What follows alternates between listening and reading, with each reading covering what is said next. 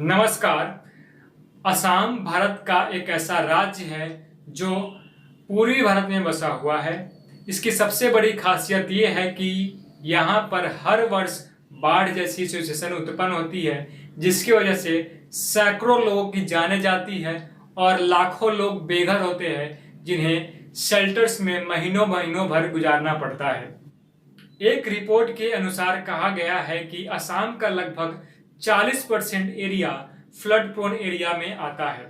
इसको आसान भाषा में आप इस तरह से समझ सकते हैं कि असम की जो टोटल एरिया है वह 78.523 लाख हेक्टेयर है, जिसमें से 31.05 लाख हेक्टेयर बाढ़ प्रोन एरिया में आता है। इसको फ्लड प्रोन एरिया कहा जाता है। वहीं पूरे भारत की बात की जाए तो पूरे भारत का लगभग 10.2% एरिया फ्लड प्रोन एरिया घोषित किया जा चुका है। आजादी के बाद से असम में लगभग हर 2 से 3 वर्ष में बाढ़ जैसी सिचुएशन उत्पन्न होती है और पिछले 5 से 6 वर्षों की बात करें तो हर वर्ष बाढ़ असम में देखने को मिल रहा है, जिसकी वजह से सैकड़ों लोग हर वर्ष जान गंवा रहे हैं और लाखों लोग उससे प्रभावित हो रहे हैं। असम गवर्नमेंट की वेबसाइट पर आप विजिट करके देख सकते हैं, वहां पर सारा डेटा उपलब्ध है कि किस प्रकार से हर वर्ष असम को अरबों रुपए का लॉस होता है इन बाढ़ की वजह से।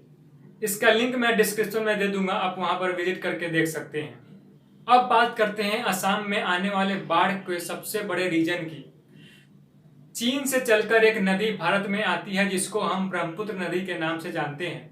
भारत में सबसे पहले अरुणाचल प्रदेश में यह नदी आती है, उसके बाद असम के संपूर्ण क्षेत्र से होते हुए यह बांग्लादेश में चली जाती है। बांग्लादेश में इसको जमुना नदी के नाम से जाना जाता है।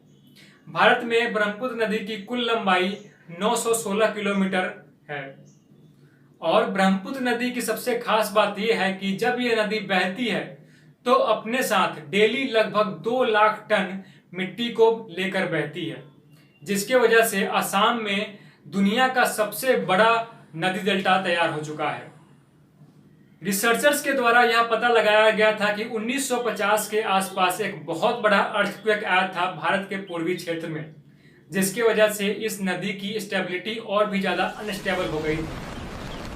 1950 से लेकर 2010 के बीच में लगभग 12 बार असम को बाढ़ के प्रकोप को झेलना पड़ा है, परंतु 2015 की बात करें तो असम में लगभग हर वर्ष बाढ़ आ रही है। अब सवाल यह उठता है कि आखिर बाढ़ की फ्रीक्वेंसी इतनी अधिक क्यों बढ़ गई। तो आइए जानते हैं इसके पीछे कारण।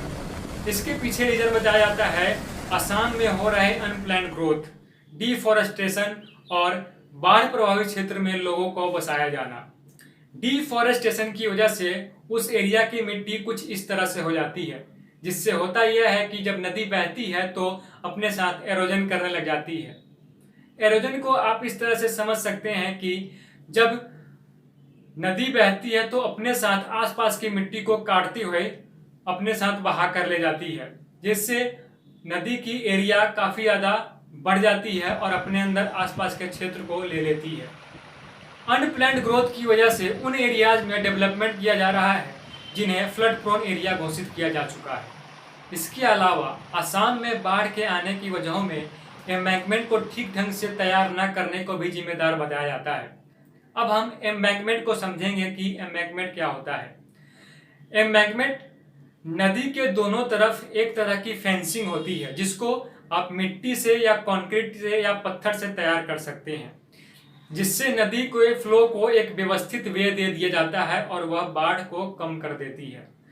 इसकी सबसे बड़ी प्रॉब्लम यह है कि जब आप किसी बड़ी नदी को एक पतली धारा में बहाने की कोशिश करते हैं तो इसके फ्लो में काफी ज्यादा इजाफा हो जाता है, जिसकी वजह से उन एम्बैंकमेंट के टूटने का डर रहता है। दूसरी प्रॉब्लम यह है कि एम्बैंकमेंट में नदी के द्वारा लाई गई मिट्टी जमा हो जाती है, जिससे एम्बैंकमेंट का जो लेवल है वह घट जाता है और पानी ओवरफ्लो होने की वजह से बाढ़ की संभावना बहुत अधिक बढ़ जाती है। इसके अलावा इसके बारे में यह कहा जाता है कि जब भी असम में बाढ़ जैसी स्थिति उत्पन्न होती है, उसके बाद वहाँ के ठेकेदार और अधिकारियों की कमाई का जरिया में काफ़ी ज़्यादा इजाफा हो जाता है। इसलिए यहाँ पर ठीक ढंग से एम्बैंकमेंट का निर्माण नहीं किया जाता है। सरकार की ओर से हर वर्ष करोड़ों रुपए की फंडिंग आती है इन एम्बैंकमेंट्स को तैयार करने के लिए, परंतु इन ठेकेदारों और अधिकारियों की भ्रष्टाचार भरी नीतियों की वजह से इन एम्बैंकमेंट्स को ठीक ढंग से नहीं बनाया जाता है और हर वर्ष असम को इस बाढ़ के प्रकोप को झेलना पड़ता है और हम और आप टीवी पर बैठकर एंटरटेन होते रहते हैं।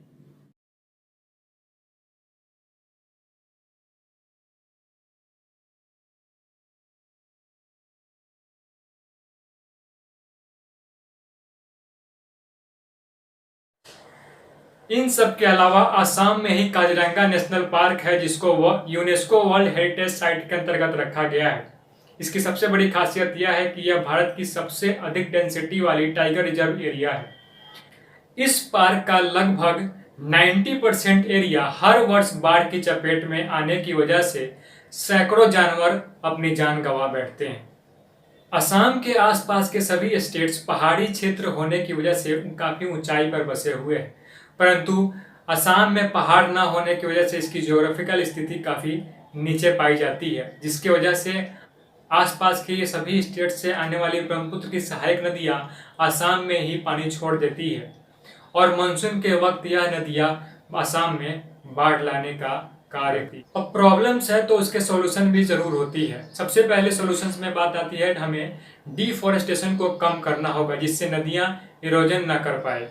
दूसरी आती है अधिकारियों और ठेकेदारों के द्वारा किए जाने वाले भ्रष्टाचार को रोकना होगा और एम्बैंकमेंट्स को सही ढंग से व्यवस्थित रूप से बनाया जाए। और तीसरी है विकास कार्य को बाढ़ प्रभावित क्षेत्रों से अलग करना, जिससे कि बाढ़ के वक्त होने वाले नुकसान से बचा जा सके। चौथा और सबसे इम्पोर्टेंट है ब्रह्मपुत्र नदी के द्वारा लाए जाने वाले मिट्टी को एक व्यवस्थित रूप से अलग करके निकालना, जिससे नदी के बहाव के क्षेत्र को एक स्टेबल स्थिति प्रदान किया जा सके। बाढ़ को रोका नहीं जा सकता है, परंतु इससे होने वाले नुकसानों को जरूर कम किया जा सकता है। इसके लिए अच्छे और प्रभावी नीतियों को अपनाने की आवश्यकता है। इसके लिए हम नीदरलैंड के बाढ़ नीति से काफी कुछ सीख सकते हैं। नीदरलैंड को दुनिया का सबसे बेस्ट कंट्री माना जाता है फ्लड कंट्रोल के मामले में। नीदरलैंड की कॉन्स्टिट्यूशन में डच पॉपुलेशन को right to protection from flooding की अधिकार दी गई है, जिससे आप अंदाजा लगा सकते हैं कि नीदरलैंड फ्लड को लेकर कितना अवेयर है। नीदरलैंड्स के बारे में कहा जाता है कि यह उन्हीं मेजरमेंट्स को अपनाता है जो आगे आने वाले 10,000 वर्षों तक फ्लड को प्रोटेक्ट कर सके। इसे हम यूएस से कंपेयर करें तो यूएस के द्वारा 100 वर्ष का ही स्टैंडर्ड अपनाया जाता है, जबकि नीदरलैंड 10,000 वर्षों तक का स्टैंडर्ड अपनाता है। नीदरलैंड फ्लड से बचने के लिए हाईटेक टेक्नोलॉजी को अपनाता है और बड़े बड़े इंफ्रास्ट्रक्चर प्रोजेक्ट को स्थापित कर रखा है, जिससे कि फ्लड से बचा जा सके। नीदरलैंड की सबसे खास बात यह है कि जब भी ये एम्बैंकमेंट्स को बनाती है तो इसकी विड्थ काफी ज्यादा चौड़ी होती है, जिसकी वजह से नदियों के जल को बहाव के लिए काफी ज्यादा जगह मिलती है, जिससे उसके फ्लो कंट्रोल्ड वे में बहती रहती है और एम्बैंकमेंट्स के ऊपर कोई प्रभाव नहीं पड़ता है। इन सब के अलावा नीदरलैंड एम्बैंकमेंट्स में खाली पड़े जगहों में पेड़ लगाता है, जिससे कि इरोजन को कम किया जा सके और नदियों के द्वारा लाए गए मिट्टी को पहले ही किसी स्थान पर इकट्ठा कर लिया जाता है।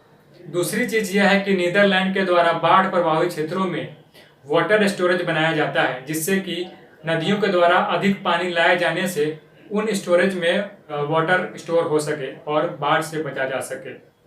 आप नीदरलैंड की नदियों को यहाँ देख सकते हैं। इसी तरह भारत को भी अपने नीतियों में बदलाव करना होगा और लॉन्ग टर्म फ्लड कंट्रोल पर विचार करके नीतियों को अपनाना होगा। धन्यवाद, मिलते हैं अगले वीडियो में।